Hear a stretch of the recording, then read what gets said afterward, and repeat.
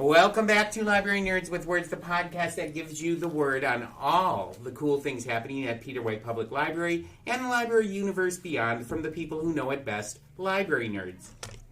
I'm Marty Hackett's Adult Programming Coordinator for Peter White Public Library, and joining me today in the Nerd Drive-In are everyone's two favorite movie nerds, Amanda Pierce from the Teen Zone and Ben Sargent from Tech Services. Welcome back to the podcast, Amanda and Ben. It's good to be back, Marty. This time I think I can be a little bit more present than the last time. Well, let's hope.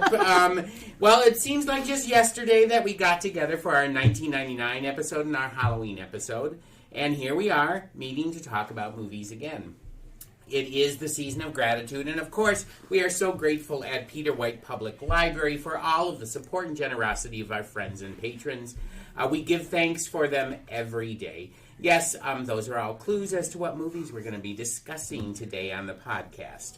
But before we reveal what we're serving up today, we have to play another round of Word on the Nerd, the game where I find out a little bit more about my guest nerds. And you all know how this goes. I'm going to ask you 3 library nerd questions, and you have to answer them for the listeners. So, Amanda and Ben, are you ready to play Word on the Nerd?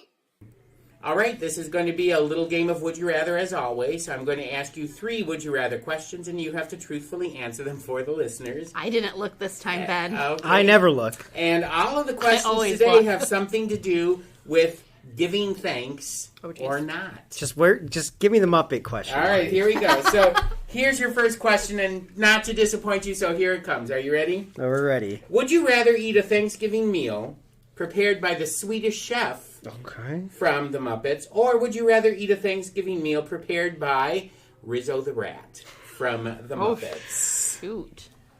I mean, Swedish chef is technically a chef. Yeah, but have you seen the stuff that he makes? It's not great. No, I'm gonna go with Rizzo. But it's not rat food. Rizzo doesn't eat rat. Like, Rizzo likes the big turkey from Christmas Carol. And he's No, you're right, Amanda. I'm going to go with the rat. Go with the rat. Rizzo the Rat? Go with Rizzo the Rat. But you might have a little bit more of a smorgasbord with the Swedish chef. With the Swedish chef, there's a lot of questionable items going into those meals. All right, you're going with Rizzo then. Yeah. There might be another Muppet question coming up. Oh, yes! we all love When are we just going to do the Muppet podcast? We need to do a whole Muppet one. All the Muppet movies. We should do that. Mm-hmm. All right. Now, the questions might get a little harder from here. So here's your second question. Would you rather be immortalized as a balloon in Macy's Thanksgiving Day Parade, or would you rather be immortalized as a float in the Macy's Thanksgiving Day Parade? Oh, I'd say a balloon for sure. Because when you're a kid, like the floats or whatever, the balloons are what you're there for. Yeah, the balloons are that thing. I want to be as huge as the Empire State Building, and Okay, you both agreed on that. Yeah. Wow, that was way too easy. All right. You say balloon also? I say balloon also, yeah. If I'm gonna be part of a Thanksgiving Day parade, I want to be as big as possible. So, and possibly sweep people off their feet. Sweep people off their feet, maybe take out a few street signs. Balloons are way funner. They really are. Floats are boring. The float, and recently it'd be my luck that they would repurpose Charlie Brown for me or something. Well, no, what they would do is they'd put you on they'd make you float, and then they would put Mariah Carey on it, not Kelly Clarkson. See, and that's another reason why I didn't choose float, because I'm thinking, what music? No. All right.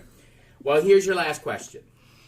Would you rather run a 5K turkey trot where you have to dress as your favorite Muppet character, or would you rather run a 5K turkey trot where you have to dress as a character from one of your favorite Christmas movies, aside from A Muppet Christmas Carol? Oh, man, well... I mean, I'm not one of those people that do the 5Ks. No, that's way too much running. But if I had to... You have to. Well, then I would take a movie, because you could dress up like a normal person. Well, what Christmas movie would you pick? I don't know. I would just dress up like Kevin, like from Home Alone. You would be Kevin. The mom from Christmas Vacation when she's in her Christmas outfit. Okay, Like and when the cops are like busting. I frankly would pick Jimmy Stewart running down the street. Oh, good one. course. Yeah, Of you know, course you and I would be yelling "Merry Christmas, you wonderful old building alone" the whole time. So there you go. Just the Muppet would. I feel like it'd be harder to run. Depending on which Muppets you're Yeah. playing. So I mean, I certainly wouldn't want to be like Sweetums or Big Bird. That wouldn't be good. All right. Sam the Eagle. No. All right. Well, those questions were a little too easy, I think. I'm going to have to work harder next time. Uh-oh. All right. Well, that is the end of this gratitude edition of Word on the Nerd with Ben from Tech Services and Amanda from the Teen Zone. And now the time has come to talk movies. In particular, if you haven't guessed already, we are focusing on films Amanda, Ben, and I are grateful for on this episode, just in time for your holiday viewing pleasure. So why don't we get into the Word? All right, Amanda and Ben, it is time to reveal each of our film choices, and we all picked a movie with one of our favorite performances ever in a film in it. So we should talk. We don't have a charcuterie board. Nope. But we all, well, most of us all, brought food that we are grateful for or thankful for. I brought pecan pie and Hershey's Extra Creamy Chocolate Bells. You'll never guess what Amanda brought. I brought cheese. Cheese? What I kind brought. of cheese did you I bring? have the Red Dragon English cheddar, which we've had before. It's the mustardy one. Does Ben like that He's one? had that one. I know you've had this I one. don't remember. But it's It good. looks a little sus to me. Thank for you, Ben. Marty. Marty's got my back. Come on. Well, it's if Marty cheddar. Marty It's says not no. Sus. I mean, Okay. it doesn't look sus to me, but that's a Ben That's sus. mustard seed. It's Okay, so And Amanda- what's the other kind? It's Hold on. red. Hold on. Fine. Cut me off a tiny bit. Okay. Is it actually a tiny bit, Marty? Yeah, that's Yeah, a tiny that's bit. a tiny bit. You can't get any smaller than that. It's mustardy. We have a face. Nope, it's not working. No, not working. Okay. Here's a cracker. No, I'm good. Okay. Have a chocolate bell. Take Jesus. a chocolate. Okay. I've got I thoughts. said you didn't have to do it. In the spirit of the day, Uh-huh. okay, I'll tell you exactly. It doesn't taste like cheese at all. It's solid mustard. Oh.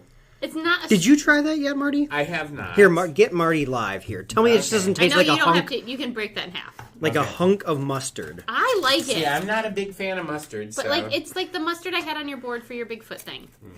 So it's like the gritty, grimy. Very mustardy.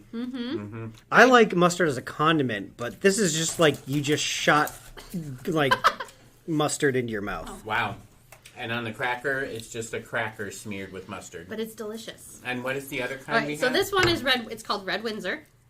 It is a Windsor Red is a mild and creamy cheddar combined with port and brandy, giving the cheese a bright ruby marbling. The boozy addition makes the cheese tangy yet fruity. Now, see, that would be right up my alley. Doesn't it cheese look like a plague victim? No. No. It looks like a hemorrhage is what it looks like. Thanks, Pete. That's what I'm saying. The cheese looks sick. Oh my gosh! But I It's know that this delicious. cheese I'm going to enjoy. Yeah, see? And it's But- super. But like, look at how creamy this is. Thank you, Marty. No. But like, it's just squishy and creamy. Oh, it's delicious. I don't It like is them when delicious. they're creamy, though. No, it is delicious. That one is delicious. This one's a little too strong mustardy, Yeah. but I would still eat it. You know. As a man who takes a hunk and eats it like a normal human being. So that's what you're going to hear us eating today. You think a normal human being just... My kids would devour this in 2 minutes flat. Well, your kids are weird. I brought, what was it? Sunday when I I mean, got her some- daughter doesn't even like It's a Wonderful Life, so come on. I know. Tracks. Well, I brought home some blue cheese and a loaf of bread from Everyday Wine on Saturday or Sunday, and Madison's like, "What you got?" I go, "Blue cheese." She rips it out of my hand, goes and opens it, and eats half of it on me. Oh my God, these kids, what's going on with kids these days? When I was a kid, no one was like, God, I really They want would- some they mustard would, cheese. I would rip Twinkies, a box of Twinkies out of someone's hand. I don't think I'd... My kids don't know what Twinkies are because they've had them twice, and they're like, "These are gross." They're not good, but... My kids don't eat stuff like that. Compared to mustard cheese. Oh, I would take a Twinkie. We should. Maybe I'll bring Twinkies now. I haven't had a Twinkie in a long time. We should do that because they make actually holiday Twinkies now. Oh, too. okay. Well, They let's make bring holiday Nutter Butter bars. I saw the They other day. do that as well. No, it's the Christmas trees. It's the Christmas trees or nothing from Little Debbie at Christmas time. Yeah, there you go. All right, so anyway, we are talking about movies. We each picked a film that everyone had to watch, and Amanda's choice was I picked The Dark Knight. The Dark Knight. Yep. With Heath Ledger Yep. and Christian Bale. Yep. for Heath Ledger's performance. Heath as the Ledger's- Joker. Yes. One of my... I love Heath Ledger. We all know this. Like, one of my favorite actors. But this role, like, I was devastated when that announcement came on the TV that he passed away while filming this.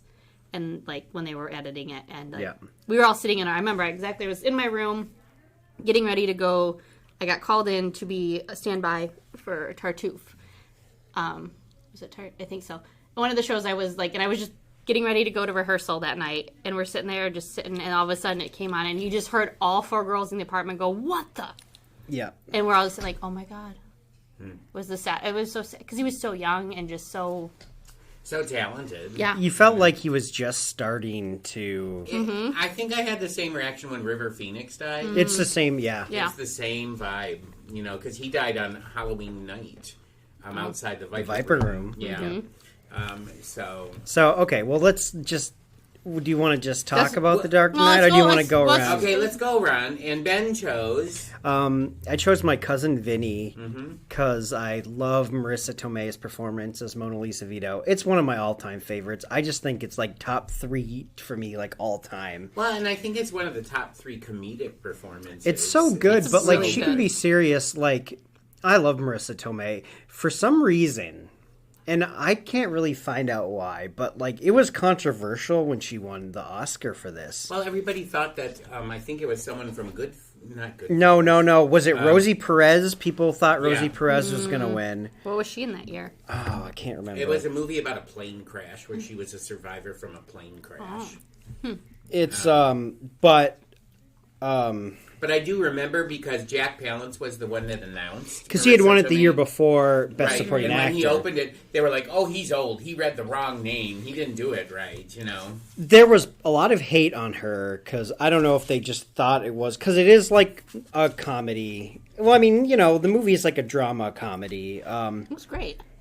Yeah, but anyways, Marissa Tomei's performance for me. So And I picked the film Dead Man Walking. There's 2 really great performances in there. I mean, Helen, the one who plays Helen Prejean, Susan Sarandon, in the movie, won the Oscar for Best Actress that year, and is fantastic, steals the show. But for me, it's I think it's all about Sean Penn and Sean Penn's performance, and I'll give my reasons why I think it's such an amazing performance when we talk about the film. Yeah. So, which one are we going to talk about first? let's start with you, and we'll end with Manda. Yeah, Okay, we'll that go sounds oldest to newest. Yeah, Yeah. that's fine. I think is Vinny older? No. Vinny is the oldest, but Okay. I meant old as like person. Wow. No. Just that's the way that we actually. This is what we've actually did the last couple years. Okay. Because Okay. So you go first, Mark. All right. Well, so Susan Sarandon plays a real life nun, Sister Helen Prejean, who's been an activist for eliminating the death penalty, and this movie is sort of a fictionalized account of Helen Prejean going into Angola prison for a death row inmate who's played by Sean Penn. And so it follows sort of the last week of The Sean last week. Penn's life before he's executed. Yeah. Spoiler alert. You see the relationship between Susan Sarandon's character and Sean Penn's character really develop. And at first he's like the most despicable person that, I mean, you know, just a really horrible racist, you know, he's not a good guy. No. And he's convicted of killing 2 teenagers. Yeah. And raping them. And raping the girl, shooting the boy in the head. And and you're never really sure. You sort of get bits and pieces, flashes of the murder scene from the beginning of the movie to the end. We don't really find out until the very end of the movie. Yeah, Right, because what happened? there were two. He had an accomplice, and then each of them said the other one actually did the killings. So, and one of them got life in prison, and one of them got death. And they do tell you, like, well, you know, the other one did have a better lawyer, so maybe that's why. You know, But the thing that I love about Penn's performance, not that I don't love Susan Sarandon's, because They're she's both Susan amazing. Sarandon. she won Best Actress. Yes. And he was nominated for Best Actor, but he takes a character that is completely and totally unlikable, and by the end of that movie, you actually feel empathy and compassion for him. At least I do when I get that, especially when it comes to the scene right near the execution where he finally comes clean. He cops to it. Yeah. And admits that he shot the boy in the head. He did not kill the girl. He did rape the girl, but he did not kill the girl. But he did shoot the boy in the head. And there's a moment of redemption at the end of that movie, right before he's killed. And it is, for me, one of the most moving things I have ever seen on the screen. I think he's amazing. I think that...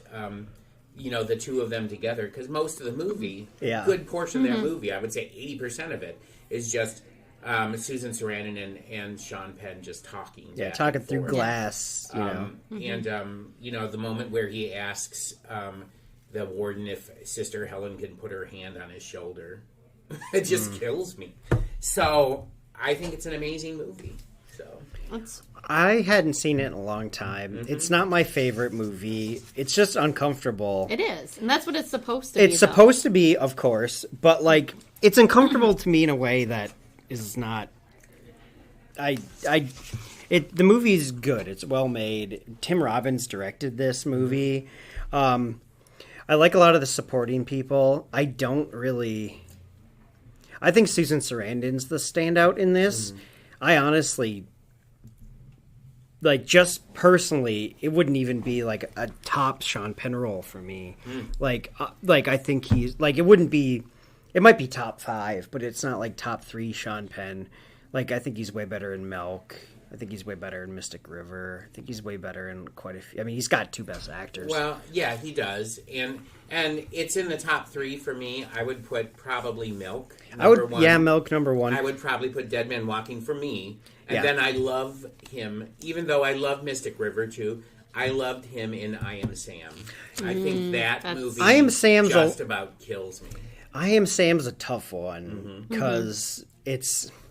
Sometimes I think about I Am Sam, look back. I remember they had us watch that in school for some reason. Really? And I remember thinking, like, is it sort of problematic looking back? I don't know. Like, how sensitive was the portrayal? Because he plays, like, a developmentally disabled person, I Am Sam. As far as Dead Man Walking, his performance, I don't know. To me, I never quite bought the redemption. I don't know. That's just if I'm being 100% honest. Yeah. Only because pretty much, like, past halfway through the movie, it's not like a linear thing where he's the worst at the start and at the end it's not. Like, maybe like 2/3 in, he starts like talking about Hitler and like I forgot about that. He does part. like all the media stuff, and she's like, and she does like the very kind of simplistic like, well, you don't know any black people. Well, you know what I mean? It's very. Part of me, I've got a problem with it. Just. It's very because like he's a racist. Like from the very start, he's dropping N-word, whatever. And she's like a nun, and she's like, trying to like talk to him about the racism. And I don't know. If there's one scene in particular where she's like, well, asking him about like his racist tendencies, and he's like, and of course it's dumb because like racism's dumb, and he doesn't have any real reason. But she's like, really, it's lazy people you don't like. I don't like that scene at all. It just seems like what white people think racism is. I got a problem with the scene. I really do. It just seems like some sort of like what white people think they know about racism in the mid 90s. Does that make any sense? No, it does. absolutely makes sense. So I never, and then like, and I just, yeah. Well, and the thing that I admire about the film, I mean, and I would agree with you that it's a really simplistic approach to racism. I mean, it's much more complex. We all know that. The thing that I appreciated about the film is it doesn't give you a clear kind of, doesn't come down, I think, on one side or the other when it comes to capital punishment, because you see the parents, and you see that kind of anguish and everything that they're going through, and I have empathy for the parents as well. Yeah. As well as, and then you get the other side as well. I was gonna say this, and maybe this is actually why my favorite parts of the movie are the ones where Sean Penn's not in them. And it's nothing against... Maybe that's why the performance doesn't, hit with me as much as it does you. Because my favorite scenes are the ones where she's talking to, Raymond Barry. She's talking, which is Delacroix's dad. Or where she's talking to the other parents. Or when she's talking at her office to her other nun friend. Which I love that relationship. That relationship. Great. So honestly, my favorite parts of the movie are the ones where he's not in it. And so, that's why, I can't put it as a top Sean Penn role. And maybe it could be, too, maybe he's so good at being, a murderer that, I'm turned off by it. But I don't know if it's that, because, it's just, it's not my favorite movie. It's definitely well made, and I can appreciate it. But, it's a tricky subject. It's not a comfortable subject, and I'm not sure that... Looking back, I'm not sure it holds up.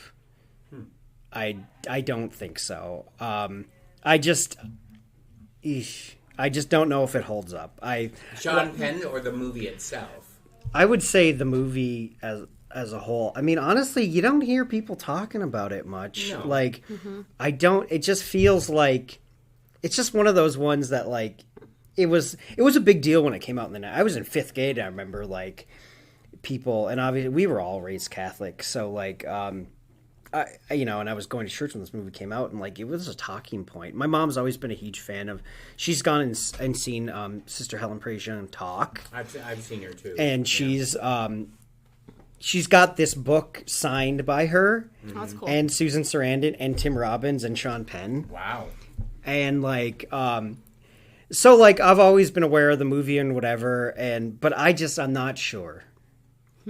And that's fair. Yeah. I mean, honestly. I'm not a hater. No, I'm absolutely not. I just feel it just feels very 1995 to me. Well, yeah. And I will say that the other two movies that we're talking about today don't feel quite so in a specific era or time. Yeah, it feels... I will say that. Yeah, it feels dated. I guess I just, it's something that, it's one of my personal favorites. Yeah, and everyone's got... And I think that, Sean Penn, nobody can argue with, is an amazing actor. Yeah. And the fact that, because I hated him at the beginning of the movie, and I think you're supposed to hate him at the beginning of the movie, and then at the end of the movie, I was moved toward having complete empathy for him. And I think the scene that I like the best is a scene with Sean Penn in it. It's where he's sitting around with his family right before his execution, and he's talking to his brothers, and his mother is there and everything like that. I find that scene really, it moves me to see them sitting around, and they all know there's this big old elephant in the room that nobody's saying anything about. Yeah. And they're just trying to act like a normal family. Shout out Jack Black's in Yeah, this oh my movie. gosh. Yeah, Jack Black. Madison was awake when I started this one. And it was the scene where he's outside with the car. And I'm not, I was paying attention, but I was also, running to tuck Izzy in bed. And Madison goes, "Is that Jack Black?" I'm like, "What, Madison?" Very young. Jack Black. And I'm like, "Oh, yeah, that is. Yep, you clocked Jack Black before I did." So I want to say... It was the voice.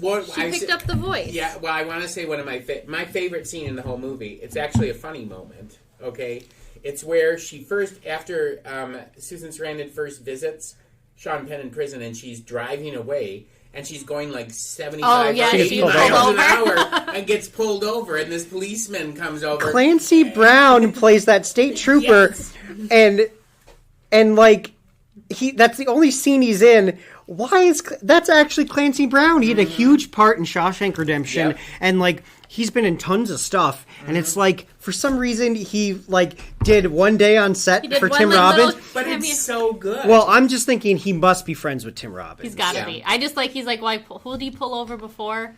Because he's like, he goes, hey, he says, "You're a nun," and she's like, "Yes, I am," and he goes, "I pulled over an IRS agent last year, and that year, at the end of the year, I got audited." Yeah. And then he hands the like, the license slow down. back, and he says, "I'm going to let you go with a warning this time, sister. Slow down." So I think that scene is so good and so brilliant. And I also want to give out a shout. One of my favorite character actors of all time, Robert Prosky's in it, too. Yep.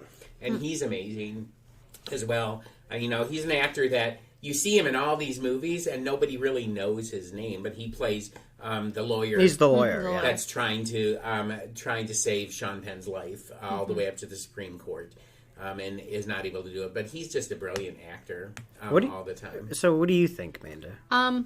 So my first introduction to this movie was back in 2007 when I was cast in the show Dead Man Walking. So I've never seen the movie before. I tried out, auditioned, and actually go back one more year back. When I auditioned for my very first stage play, is where I met my husband back in 2006. Wow. I auditioned for a stage play because a bunch of my friends were in it, and it was Speak Truth to Power. I think there was like a cast of like 15 of us. We all had a couple different roles, and we were all voices that brought like the human element. My one voice was called Anonymous. I was a woman from Sudan who lived through that, and the other one was Sister Helen. Sister Helen. Yep, that was my other role. And I remember it was like a 2-paragraph speech, which for me was huge to like memorize because that's not my persona. I did. Well, then my friends were like, "You should do another show," and I'm like, "Okay, I don't know, guys." Like, no, do it. And so it was Dead Man Walking, and I was actually Catherine wanted the director at the time. She wanted me to be Sister Helen, and I'm like, God. I'm not nowhere near ready for a role this large. And I don't know how I feel about this. Like, because, you're talking to somebody on death row who did all this. And so I was cast as Delacroix's mom. And my son was Keebler, one of our friends from, I always had the nickname Mom. So I was like, so then we all got cast. We all watched the film, obviously. But it's a good film. It's really weird watching it now and having kids who are getting older and, like, knowing that these kids were, like, 18, 19-year-old that were murdered and raped and killed in the woods and just... Yeah. And you get more and more, like, the older they get and they start getting away from you, you're just like, oh, my God, this could happen in real life. And, like, it does happen in real life, and, like, you understand that. But it's just...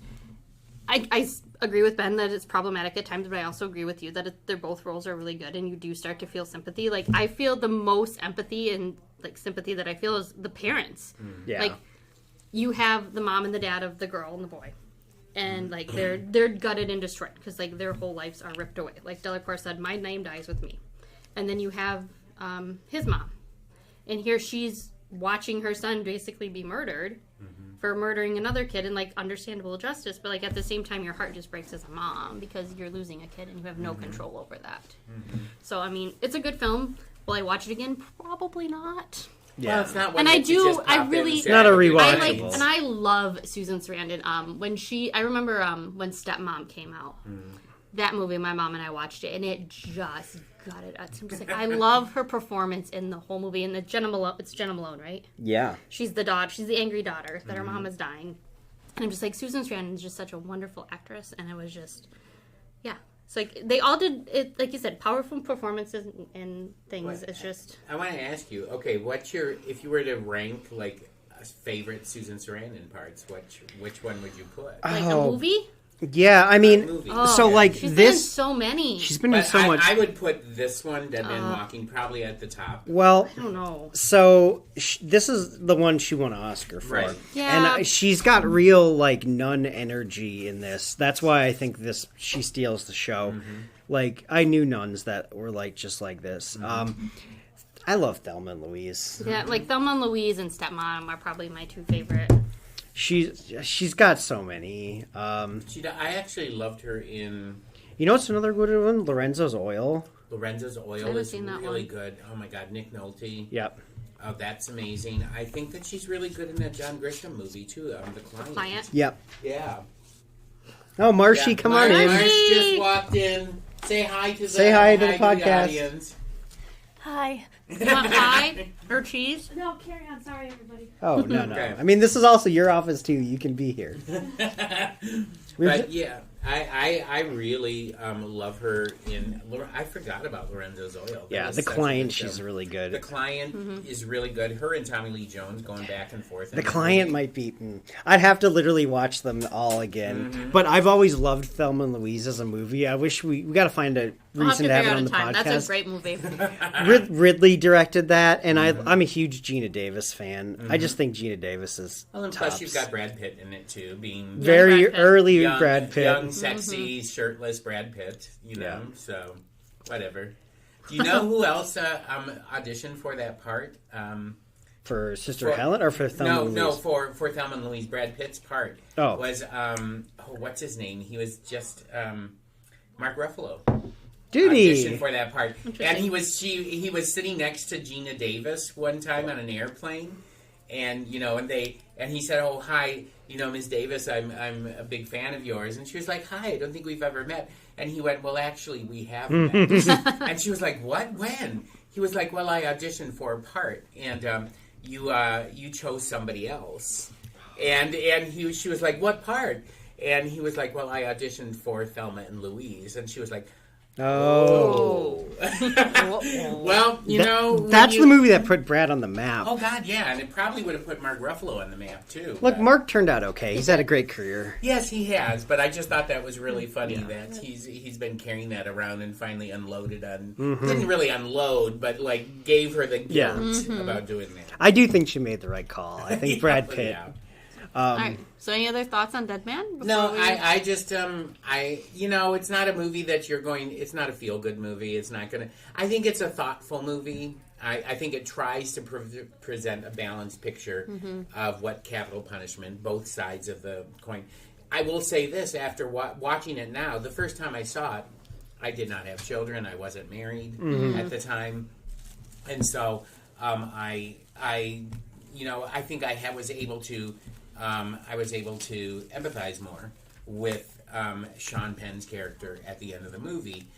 Watching it this time, when I have a 24-year-old daughter and a 16-year-old son, much harder. It's much harder. I found myself much more empathizing with the parents, not just the parents of the victims, but also the parents of Sean Penn as well. So. I think it's a great movie. I think Susan Sarandon absolutely deserved to win the Oscar for this movie. I think that Sean Penn. I don't even know who beat him. I should have checked that out. Nope, I'm But gonna look it up. okay, let's. See Well, it who was beat him. 95, right? It was 95. Yeah. So would that have been that? Nicolas Cage? Was that Nicolas Cage for Leaving Las Vegas? Let's see here. We're checking. We're googling. I have some of that cheese too. Go for it. I just wrapped up so it didn't dry out. Yeah. I think that it was that year. Let me just. We're gonna get this right. All right. Then we will move on to the next movie. Let's see here. Okay.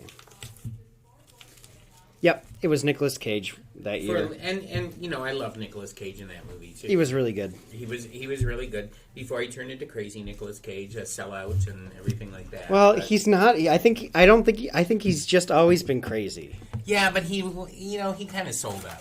No, but I think he had like a lucid 3 years in the 90s, and people forgot that he was crazy. He is really good in that movie. Yeah. And of course, that's an incredibly sad film as well. That's So, depressing. I don't know. I mean, yes. That was the year that Braveheart won Best Picture. Yeah. Anyway, I am, I would have been happy with either Sean Penn or Nicolas Cage winning that year because I liked both of those movies a lot. But anyway, so that's my choice. And now we're going to... My cousin Vinny. So I chose my cousin Vinny. Joe Pesci plays Vincent Gambini, a lawyer. Well, technically, I mean, He's a lawyer. He passed the bar on his sixth try. on his sixth try. And he hadn't tried a case yet. No. But Marissa Tomei obviously steals the movie. She's Mona Lisa Vito. She's Vinny's fiance. And if you haven't seen this movie, stop this podcast. Go watch it. We'll wait. Come back. And Marcy, have you seen My Cousin Vinny? Of course not. Oh, God. So if it makes you feel better, yesterday was my first time watching it. But you loved it, right? With Adam Sandler. No. No. So yeah, it was my first time watching it, and like I was texting you, and I'm like, they're being what? Like over a can of tuna? It was just, oh my gosh! And like the South is so crooked. Like, oh. Well, I mean, it does play on some stereotypes. It does play on the old Southern lawyer and the old Southern judge and everything. Yeah. So the whole premise is Ralph Macchio. Yep. Wow. And his friend are driving through. They were on a tour to go visit colleges, and they're driving back through Alabama. Mm-hmm. They stop at a convenience store, the Sack of Suds. Yep, Sack of Suds. Buy some groceries, and then Ralph Macchio, he accidentally puts he's got his arms full of stuff, and he wants to get a can too, and he sticks it in his pocket, and he realizes after that he didn't pay for it. So they're like, oh, we shoplifted tuna. And then they're driving down the road, and they get pulled over because right after they left, someone came in and murdered the convenience store guy. Who didn't even fill up the Slurpee cup until the slush puppy cup until asked. Which cracked me up, by the way. Yeah.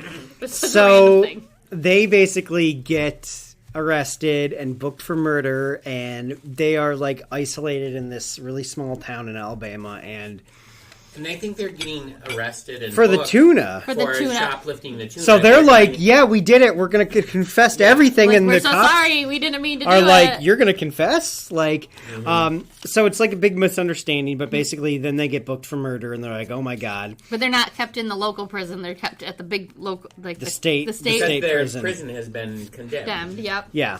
So they're in prison, and they need a lawyer, but Ralph Macchio's cousin Vinny is a lawyer. I'm calling my ma. Yeah. Ma, we've been arrested. No, we didn't do it.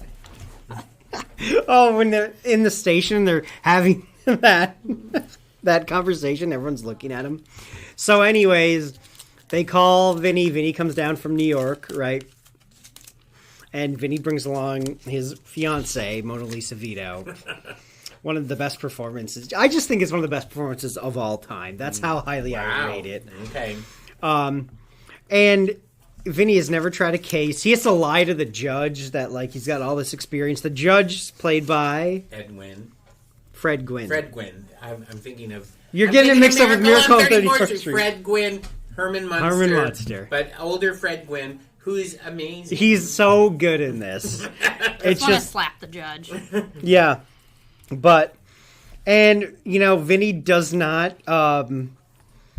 he gets thrown in, jail twice? He gets thrown, three times. Three times. The third time he stays so he can sleep. Because there's this trope where every hotel they're at, they wake up, the first time, they have this hotel, but it's next to the sawmill. And and then the second night, they're next to, a pig farm. Yep. Slaughterhouse, yep. Yeah, and then another night, they're next to the train tracks. And the owl. And then they're out in the middle of the cabin. Woods in the cabin, and an owl starts screaming. It's really funny. But, so Vinny does not know what he's doing, but what's great about this movie is it has so much heart. He's good at arguing, and he just likes to figure things out. Once he knows what he's supposed to do, he can do it. Then he can do it. And he's got support from Mona Lisa Vito. Who I think is a little bit smarter than Vinny. She's way smarter than Vinny. 100%. A little bit, Marty. Yeah, she's reading the book, and he's stop reading the book. The Alabama procedural code book. Yeah. And she has all this stuff memorized already. And he's like, stop reading. We don't need this. I'm like, dude, we're gonna. Yeah, so basically, not to go beat by beat because we don't want to be here all day, but she's helps Vinny. She's also an automotive expert, which comes into play later. Because, like, her dad was a mechanic. All three of her brothers mechanics. All of her uncles are mechanics. All of her, right? And, so that comes into play later. But I love this performance so much. Also, I wanted to note, the prosecutor was that actor. I forgot his name, but he was the evil coach from the first Mighty Ducks. Yeah. He That's where plays I such saw- a smarmy. Yeah, he's great at smarmy, like, playing basically And like I the love same. where he's trying to cross-examine Marissa Tomei, and he's like asks her a trick question, and then she goes off and like says, it's a BS question, and then she explains why it's BS, and he just kind of stands there. And he's like sulks back in She's the acceptable. And she goes, no further questions, or something like Yeah. that. And the Just like judge's that. jaw's like on the Just floor. owns it, but like, it's so good. It was fun. I really liked this one. I don't know of a person who doesn't like My Cousin Vinny, and I think mainly it's because of the chemistry between Joe Pesci and Marissa Tomei. Yeah, they really- And Marissa Tomei is just... She's carrying the thing, but like Joe Pesci's really good. But it's exactly what you think. Joe Pesci. Often you bring him in because you need Joe Pesci. He's playing Joe Pesci. Yeah. You Which is if you need Joe Pesci.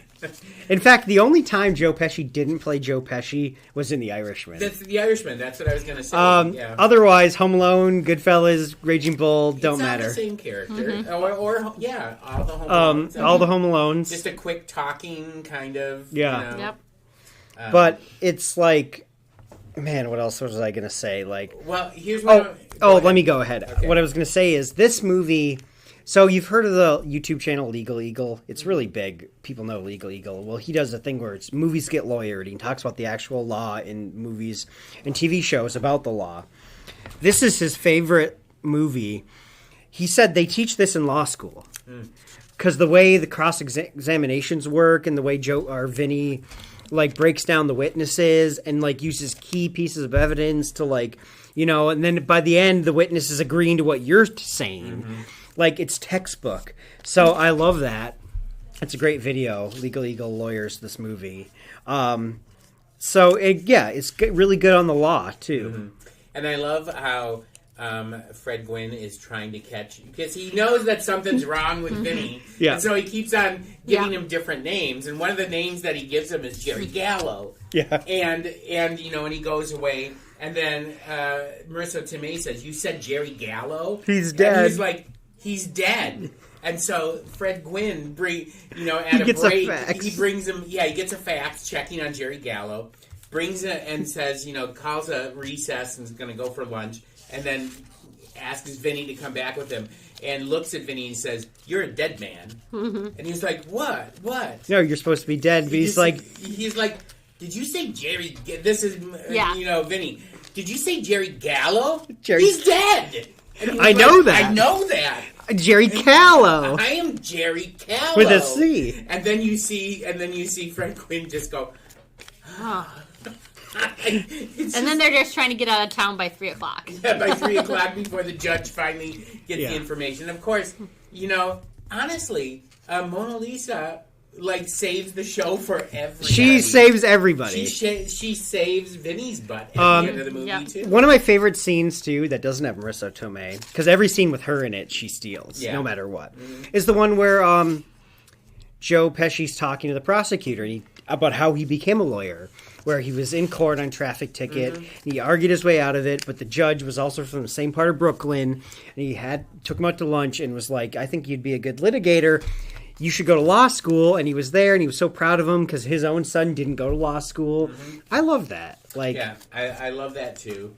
And my favorite is where Vinny comes back to the apartment with Mona Lisa, and he says, I talked him into giving me the evidence, all his evidence. And she's like, Did you steal it? He had to. He had to. He was like, what are you talking about? He's required to do that by law. And then it's called disclosure. It's called disclosure. And it's her accent in this is just off the charts. Every time she's like, I wonder what their Chinese restaurant's like. I wonder what their Chinese food's like. When he's trying to do it and she starts on her time clock. I love that when they're at the cabin, that speech where she's like, my biological clock is ticking like this. And he's like, it's just, it's just so good. It's such a great movie. And it does not seem dated at all. You could watch this movie anytime and still find it really, really fun, amusing, and actually it has a lot of heart to it too. Tons of heart. Yeah. It's so good. We haven't rated any movies. Are we No, rating I don't. these? No, let's not rate them. No, because these are Okay. personal. Yeah. Okay. You All know what I right. mean? Yeah, because I know where Dead Man Walking is going to end up on this list. So Yeah, let's just not rate them. All right, so we're on the last one now. Yours, Mandy. You take I'm it gonna away. go The Dark Knight. I love this. David and I love this Batman series. Like, this is hands down our favorite trilogy. From like the first movie, you have like an actual origin story, and like you have like great character building, and then you go into The Dark Knight, and you get the Joker. And Heath Ledger's Joker is by far Yep. my favorite. Every time he explains how he gets his smile, it's a different story. And he's just there. He's an agent of chaos. Like, the entire time, he's just an agent of chaos. And you get Harvey Dent in here. And Aaron Eckhart. Yeah, Two-Face. Two-Face. Yep. And you get to see how he became Two-Face and how he became so twisted. And then you have the great scenes with Jim Gordon in here and how, like... And the Joker literally just used he didn't... The way he built his criminal empire was very smart. He played on the people's what they wanted.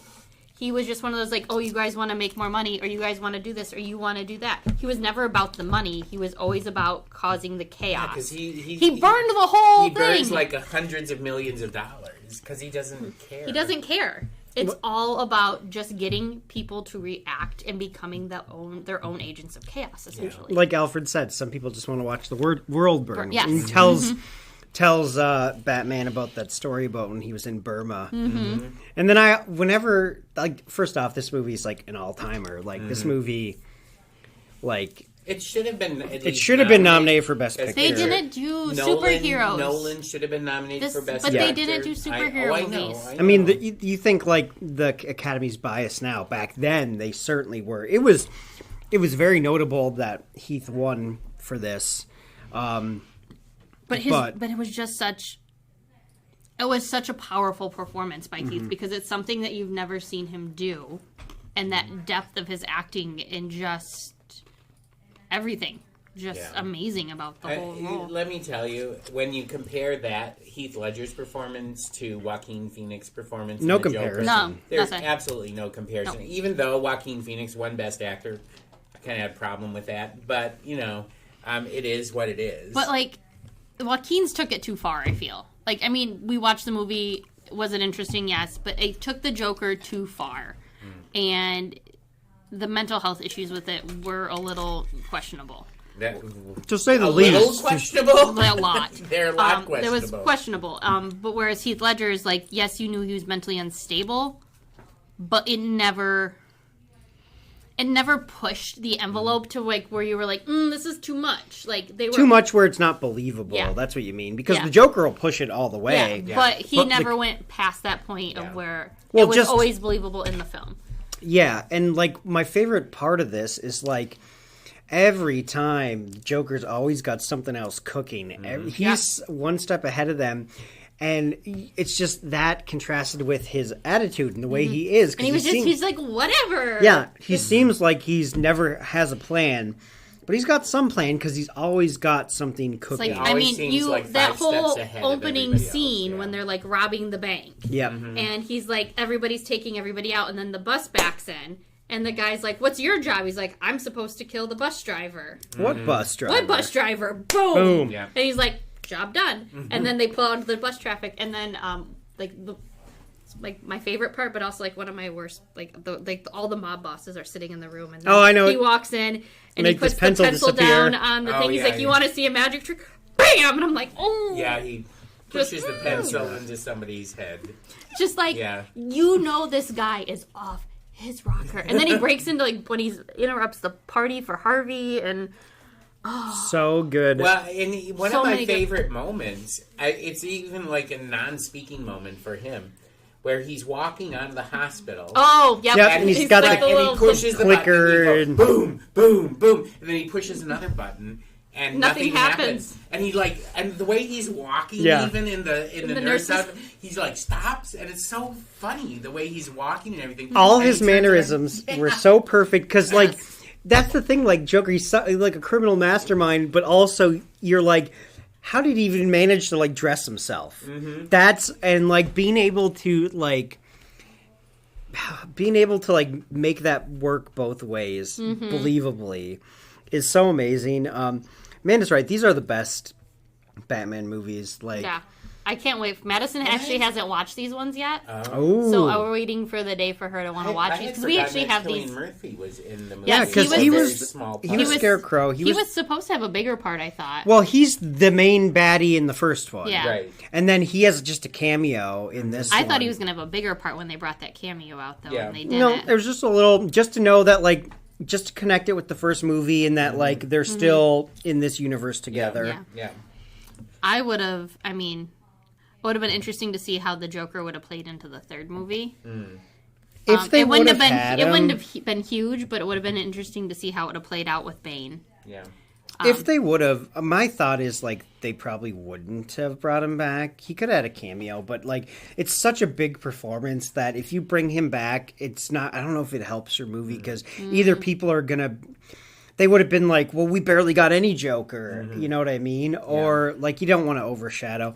The third one is, like, pretty good, but not Dark Knight. No, I think Dark Knight out of all three was the best. By far. It's not indisputable. It's And not even close. What I really enjoyed about the third one was Joseph Gordon-Levitt's character Robin. as Robin. Robin. Yeah. Because I'm like, Again. man, we almost got 10 Things I Hate About You. Oh, that's right. Yeah, and I love Commissioner Gordon in Oh. The Dark Knight. Gary too. Oldman. Gary yeah. Oldman's great. Gary Oldman is amazing, and when he's trying to save his family, Mm-hmm. at that one point where Harvey Dent has him and is threatening to kill his son, so good. I mean, you can just sense the desperation in him. I mean, there's not really a bad performance. Nope. in They're all this good. entire Aaron Eckhart's movie. great. I mean, even like Eric Roberts as like the mob boss. Great. Mm-hmm. He's great. Like people are like forget like Eric Roberts, like, you know, he's Julia Roberts' brother, older brother. I think and they're he- estranged. They don't talk. They to each are, other yeah. much. But he, it's interesting. Have you ever seen? I'm sure you have Runaway Train. Oh yeah, he's amazing in that. Him and John Voight is like from 1980, and they both were nominated for Oscars. And like people thought like Eric Roberts was going to be next. He kind of just fell off the map Yeah. there. I think he had issues. I don't know if it was addiction issues. Something happened. Yeah, something Interesting. happened because he could have been a big star. Then his sister became a huge star, and people forgot. Like even to this day, people are like, "That's Julia Roberts' brother." Yeah. But he's really great. I like him in anything when he Yeah. shows up. Yeah.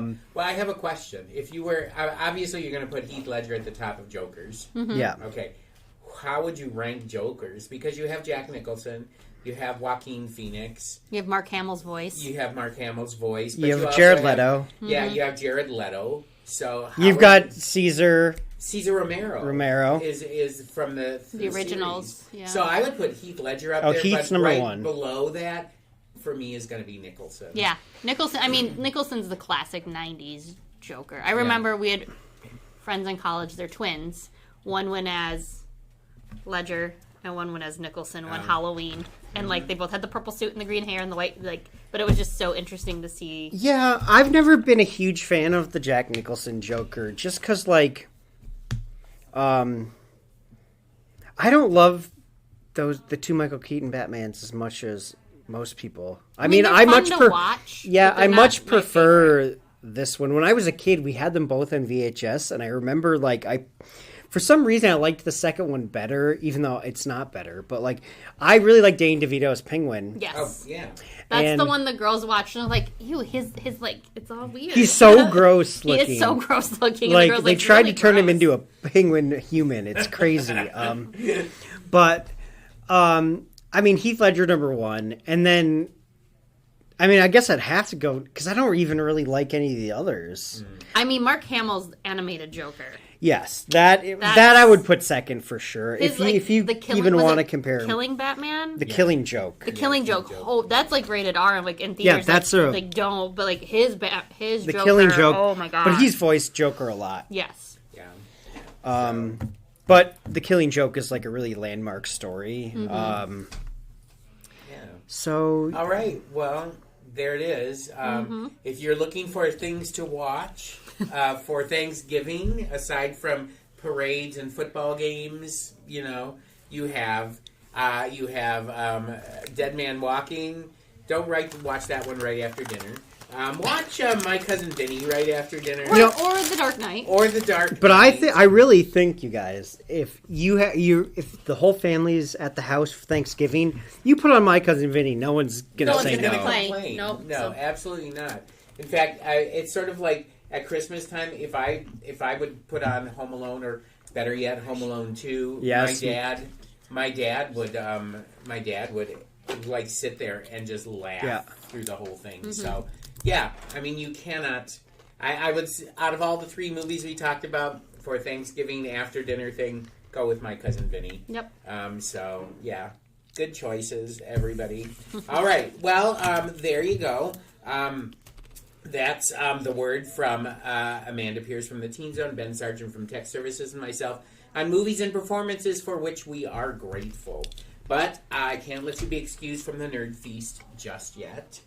We need to do one more thing. We have to talk about books that have been keeping us up at night or distracting us during the day. It's a little thing on the podcast we call Off the Shelf. All right, guys, what have you been reading recently that you've been enjoying? I know you try to keep within the theme. I don't know if you're I going to did be able not. to do this. Well, I'm reading 2 right now, and I'm going up the wall again. Okay. Well, no, I know I like to keep, but this episode doesn't really have a theme. No. So I will give you an actual one I read recently, and Marty Okay. already knows because I told you about Yes, yep, it. What's Next? The Backstage Pass to the West Wing. yep. Oh, I saw that one's downstairs. I saw it on I the wrote new about shelf. it for my article for the newspaper. If you like West Wing, you're going to love this. It's written by Mary Who McCormack. doesn't like West Wing? I can see where people wouldn't like it, so let's not. Whatever. However, if you do like it, it's written by Carol, CJ's assistant, and then Kate Harper, national. She's the Nancy's deputy, Yeah, national security advisor. Advisor. Mary McCormack, her name, and who is also like in plain sight. She's in a lot of stuff. She's great. And they go through everything, like interviews with everyone, the cast, the crew, how the series got like greenlit, and all this. And Aaron Sorkin was there for 4 seasons. Then he left, and how they took over, and then if you like West Wing, just read it. See, and the fascinating thing that you told me that I didn't realize was that the original plan was to have Alan Alda, Yep, win the election at the Republican, end. win the election. Yep, And once John Spencer died, they thought, no, we can't do that. it's going to be too much. So they had Jimmy Smith's character, Matthew Santos, Santos. So I never knew that. Yep. But the book is full all those kinds of tidbits like that. Yeah, it sounds like a great book. I think that's going to be. I have like 2 weeks off right around Christmas, so I'm going to be getting that book. It'll take you too. like a day and a half, Marty. I'm sure. All right, Amanda, what are you driving yourself crazy with right now? Well, I'm reading 2. Uh-huh. The one I'm reading, everyone told me to read it. I'm finally breaking down and reading of Court of Thorn and Roses, the Akaton. I cannot get into it. Like, I'm listening to this audiobook, Wow. and I don't. I thought you had read those. No, I've never read them. Like, the teens have been bothering me to read them for the past 3 years, and just like there's so many books to read, and I'm trying my hardest. They were but, such like, a big series. I figured you would have read it just so you knew what was going on. I don't do fairies. Okay, I don't know what it's about. I've not read. It's them. about so far it's about a girl who accidentally kills a wolf, who's a fairy, but she had no idea, and so per this treaty, she either has to be killed or go live in the fairyland. And like all they're talking about is how hot the fairies are, and they wear masks, and And now it's like there's gonna be like a love triangle. Well, and those I get know spicy at the end. We had to put them in adult. We did. So I'm like, I don't know if I'm gonna recommend that one. Probably not. According to the girls my friends, They're like, it's a slow burn. I'm like, I don't do slow burns. Like, give me the schmut up front or don't give it to me at all. Give me the smut up front. There's a quote for the show. Give me That the should be smut on a up front. t-shirt. It really should. We're gonna get it. We should get a T-shirt for Amanda for Christmas. Give me the smut up front. It's great because if you know Amanda, you're like, yeah, that checks out. But what I am recommending and reading is I'm reading I Was a Teenage Slasher by Stephen Graham Oh, Jones. see, that sounds like a Grady. So what it is, yeah. it's written set in 1989. Tolly is the main character of the book, and he's basically writing a biography about his life and why he killed people. He got cursed by a ghost, essentially, and is now murdering all the people that was mean to him and this other kid. And it's like it's a slasher, horror slasher. I think I stopped with him when it came to Abraham Lincoln Vampire Killer. Oh, I remember reading that one. Yeah. This is Although I did enjoy Pride and Prejudice and Zombies. So, like, this one says, you find yourself rooting for a killer in this summer teen movie of a novel gone full-blood curdling tragic. But, like, it's really interesting because, like, he's at a party one night and he's allergic to peanuts. And so, like, these band kids literally, like, shove peanuts in Coke and then force him to drink the Coke, and he's dying, and he can't find his pen. And, like, then all of a sudden, like, all these kids are murdered at a party, and blood gets on him. But, like, the kid that murdered, it's so weird and so good. Okay. So what is the title again? I Was a Teenage Slasher. I Was a Teenage Slasher. By Stephen Graham Jones. All right.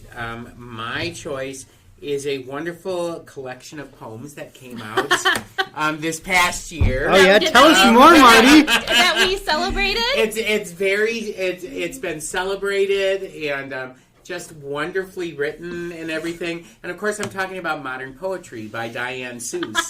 They thought I was going to be talking about my book. I did? Oh, no. I had to do that. No, I love Diane Seuss's book that came out, Modern Poetry.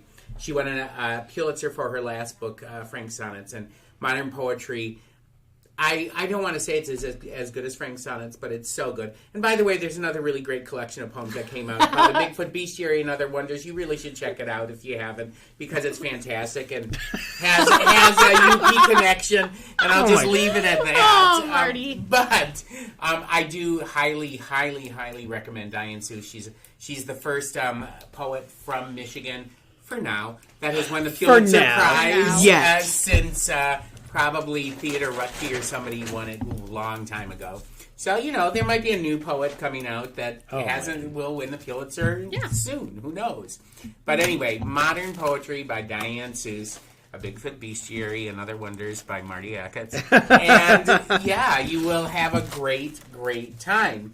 So, there you have it. Those are our recommendations from Amanda and Ben and myself of books that you should pick up off the shelf. And we have come to the end of this Gratitude Movie Roundtable of Library Nerds with Words. I want to thank Amanda Pierce from the Teen Zone and Ben Sargent from Tech Services for joining me today. But never fear, fellow library nerds.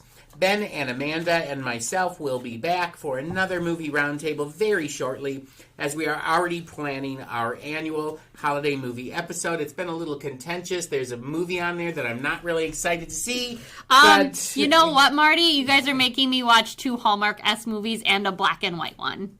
You can handle Which one is offending you the most? I don't think I'm gonna like The Shop Around the Corner. It's exactly like You Got Mail. You Got Mail's like a remake of this. Yeah, and you it love really You is. Got Mail. I just assume. And I've actually only seen it like twice. It has our Tom Hanks is the modern Jimmy Stewart. I'm sorry, that's who he is. Yeah. So I'm looking forward to It's a Wonderful Knife. It's a Wonderful I think Knife. they're all going to be good. Which one don't you want to watch, Marty? I'm not sure about It's a Wonderful Knife because I watched a little bit of it.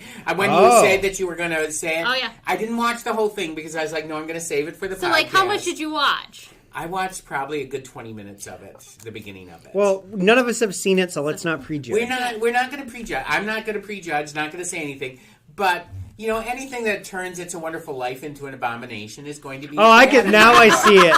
Yeah. How dare they? How dare they? So anyway, but we are going to be back near the end of December with our holiday movie roundtable. But come back next week when I will be sitting down for a conversation with Anne Richmond Garrett. First time she's been on the podcast. She is the administrative assistant here at PWPL. and one of my favorite poetry nerds. And so we are going to be talking about our favorite poets and poems next week, which I think is going to be a lot of fun. Yeah, she mentioned she was getting everything around. Yes, so until that time, everyone, stay nerdy and watch It's a Wonderful Life. No. Thank you for listening to Library Nerds with Words, Peter White Public Library's weekly podcast, giving you the word on what's cool at the library. The theme for the podcast is Happy Clappy by John Bartman, used courtesy of Pixabay. This episode was written and produced by Martin Acketts and sponsored by Peter White Public Library.